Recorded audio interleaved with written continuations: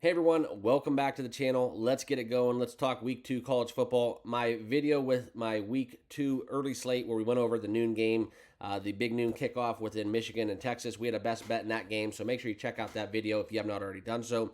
Also, 2 other best bets within those 3 picks that I gave out on my noon video. But this video, we're going to be talking about a lot of games. Okay, there's 6 or 7 games that I'm going to have plays in. This is something where we look into 3 of the games.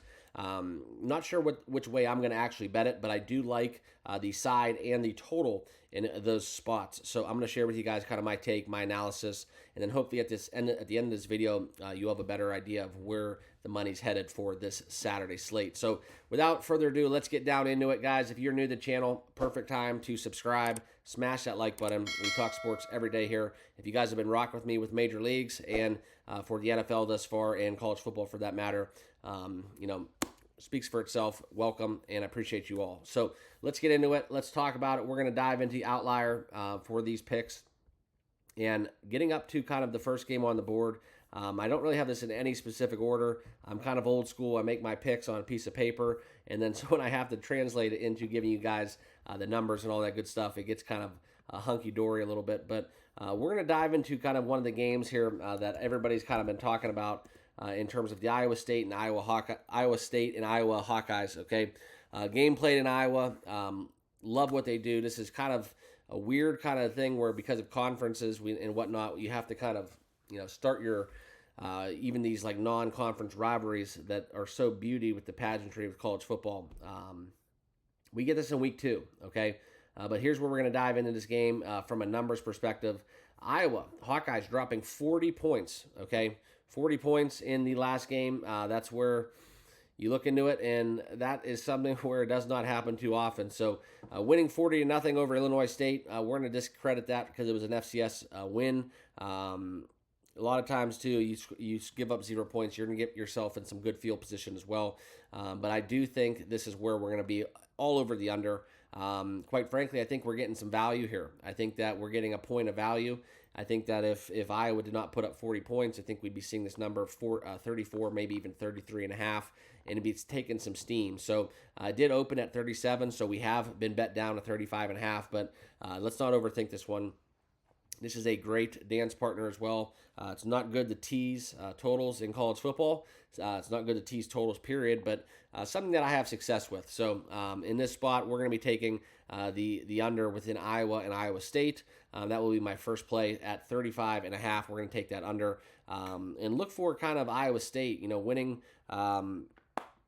against, I believe, North Dakota, 31-3. So I do see this is where we're going to get a low-scoring game. And don't lose track of the thought that against Iowa in that matchup, it was 6-0 at halftime. And that was a bet where I dove back in. I took a little live action on that, and I took the under in that spot as well. And then Iowa, conversely, just ended up exploding in the second half. Some misfortune, miscues along the way as well for Illinois State. So that's how you end up getting on the wrong side of that bet. But I still think value, and in this rivalry historically too, it's always been an under. So let's take on that under. And I know it's not the best of the number, but if we can get that up there at 35.5, 36, I wouldn't bet this under 35 though. So if it does drop 34, 34.5 by game time, that'll be a no play. Okay. Also, we're going to get into the next game. This is where we're going to dive into kind of the next game on my radar, and we're going to talk about another big one. This will be Colorado and Nebraska. Okay, this is a 7:30 kickoff out there, and they're playing in Nebraska. I think this is where we look into the betting splits. You can see kind of what's going on with the money. As always, guys, let's do this smart. If you're going to take Nebraska like me, let's wait till closer to kickoff, right? Let everybody kind of get desperate, get crawling back in for some action. They'll be chasing. Also, the West Coast effect, where a lot of people out there on the West Coast and a lot of Colorado faithful, they're not up yet, right? They're not up yet. They're not run to the books. The books aren't even open. If you're in Vegas, that's kind of where you have to divert to a kiosk, and mobile betting out there is kind of weird. So you don't really get that too much. But the people in Colorado, definitely closer to game time, little FOMO action. That number will always swing in terms of the money towards Colorado. Now, this is another kind of spot where I don't love this pick. It's a trendy dog, but I do fade Colorado more times than not. We'll see what good Dylan Raiola is able to do as a true freshman. This is a lot of hype train. I'm going to watch this game 100%. And Dion, coming into Lincoln, this is going to be exciting, okay? And I like the fact that, and this is not anti-Dion. This is no Dion hate. There's no hate in my body, okay? But when we talk about this, a lot of times, you get away unscathed, but you're just this close, okay? I'm wishing them all the best. I just don't see the rationale in the way the NIL is set up and how that's all benefiting. We talk about from a monetary standpoint, the revenue from an economic basing, how much good that's doing for the city of Boulder and that fan base.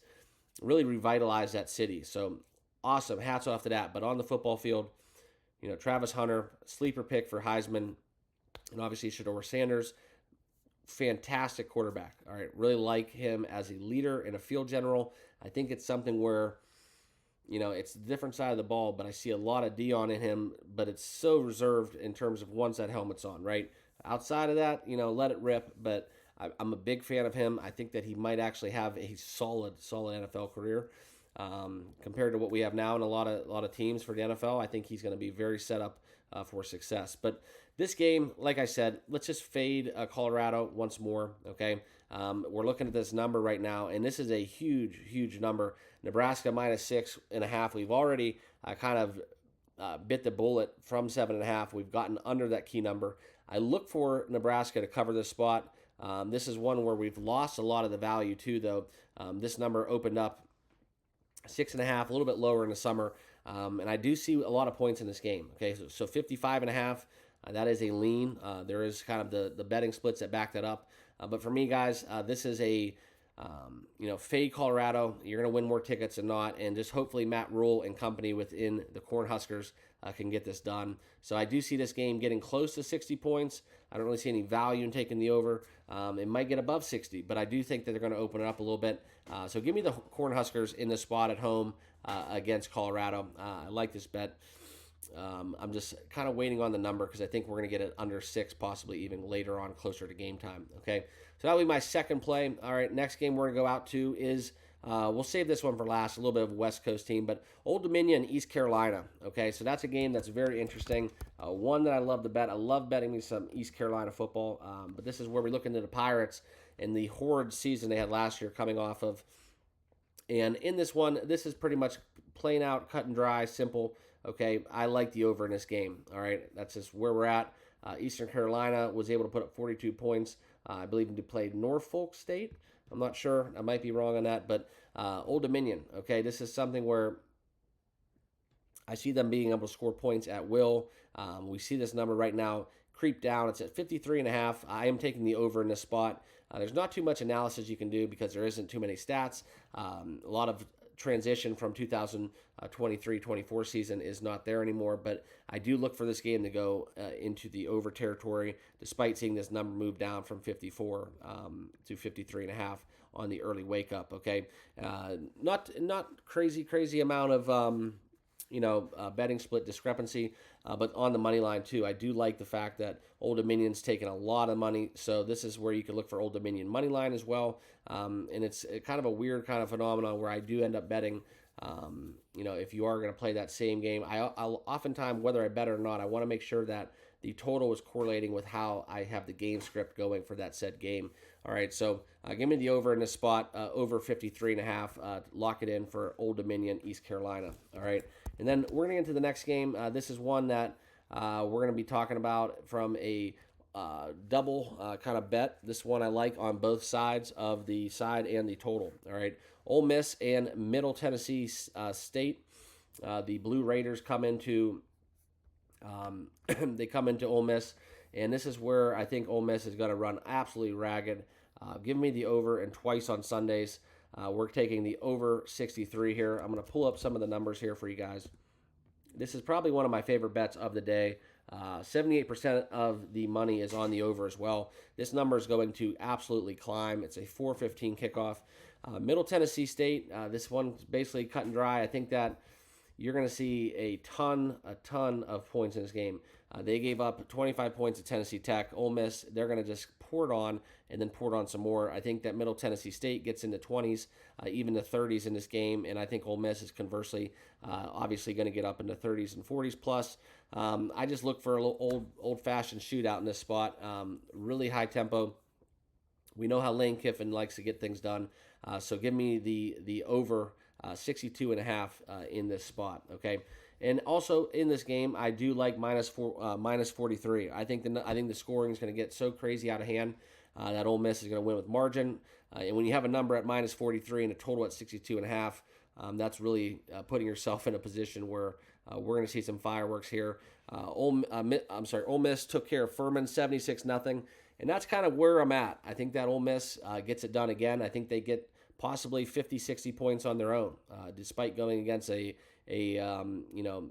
Middle Tennessee State team that, and this actually might be just Middle Tennessee. Forgive me if I'm misspeaking on that, but that's kind of where I'm at. So Ole Miss wins in a landslide, as well as the over 63 in this spot. Okay, and this is more so a handicap on Ole Miss, more so than Middle Tennessee.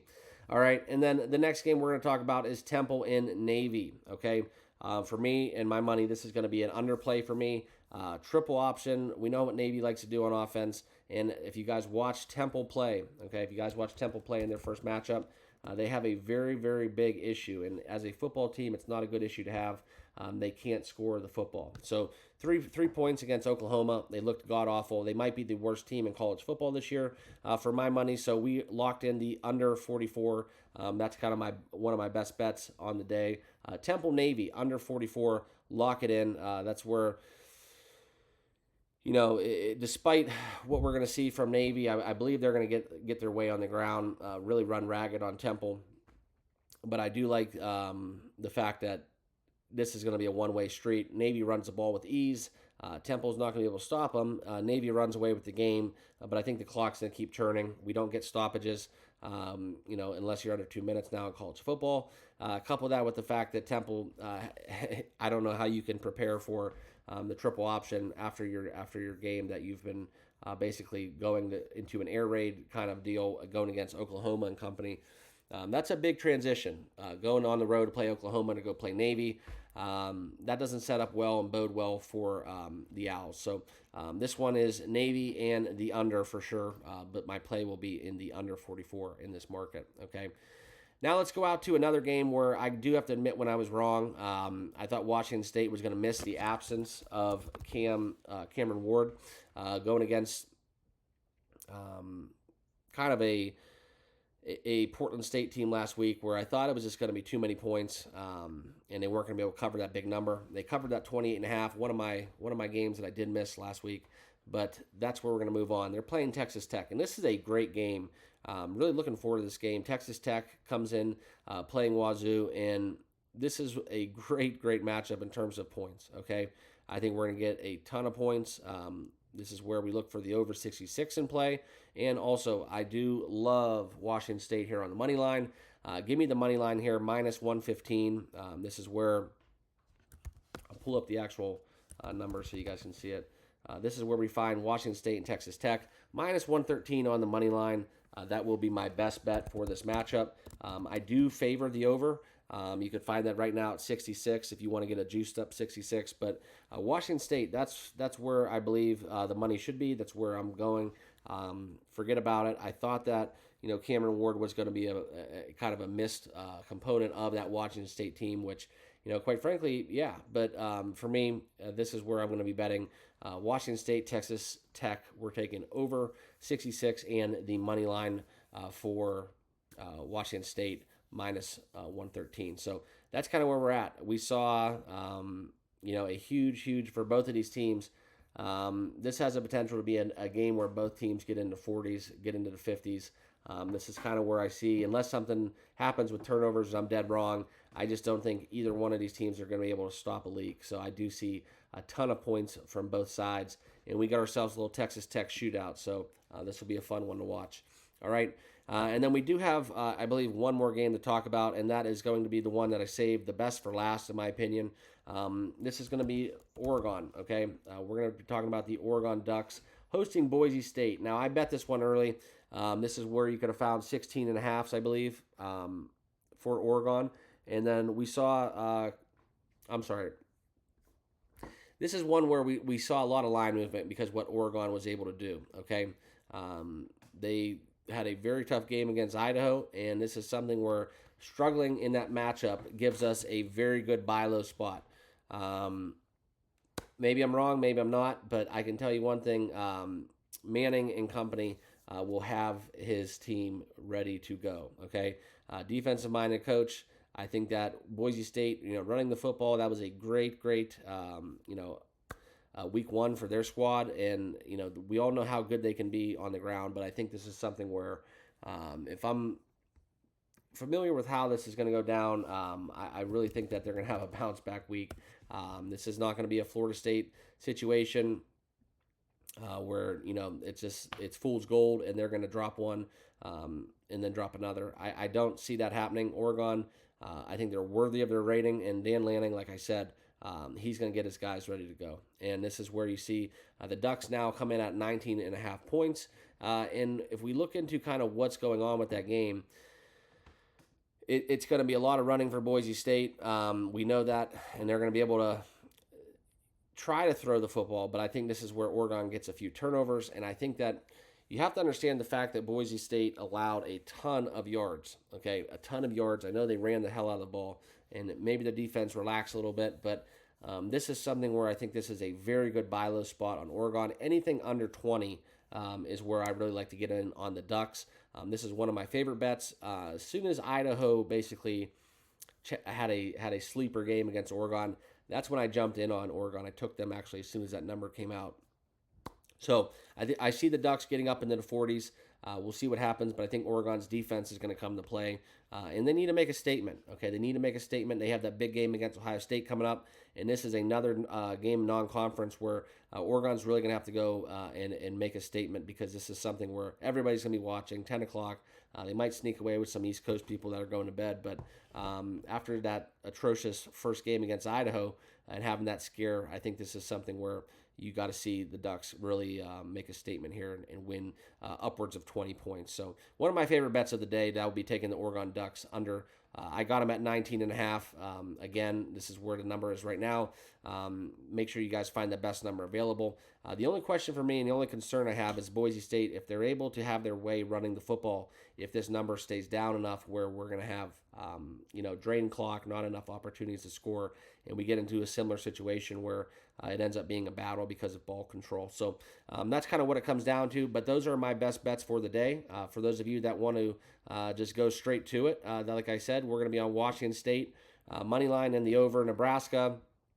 I'm going to wait till game time to get the best of that number.